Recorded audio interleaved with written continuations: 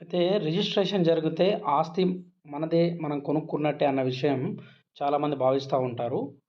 So, అదే నిజమని మనం అనుకుంటా ఉంటాం. కానీ అది నిజమో కాదో ఈరోజు రిజిస్ట్రేషన్ డిపార్ట్‌మెంట్ తన వెబ్‌సైట్‌లో ఏం పెట్టిందో చూసి తెలుసుకుందాం. ఇక్కడ చాలా స్పష్టంగా రిజిస్ట్రేషన్ డిపార్ట్‌మెంట్ తన వెబ్‌సైట్‌లో పెట్టిన ఇన్ఫర్మేషన్ చూడండి. One must know that the transfer of property act and other civil laws in India keep the owners on the purchaser or beneficiary under the document to take all the responsibility of verification of title, ownership, position of the property. అంటే అన్ని చట్టాల యొక్క సారాంశము, అన్ని చట్టాలు చెప్పేది పూర్తిగా భరోసా పెట్టేది కేవలం కొనే వ్యక్తి మీద మాత్రమే.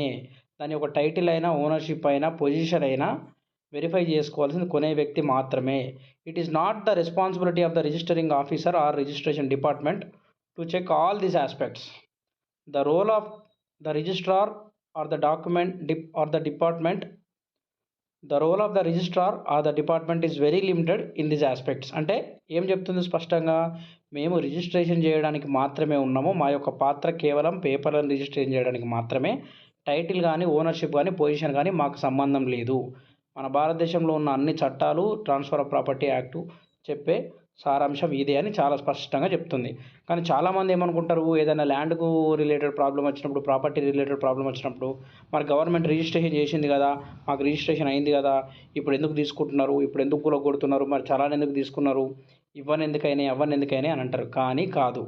ఇది కేవలం గవర్నమెంట్ ఆఫీస్‌లో ఒక ప్రాసెస్ జరిగినంత మాత్రాన గవర్నమెంట్ ఆఫీస్‌ది పూర్తి బాధ్యత అన్నది ఉండదు.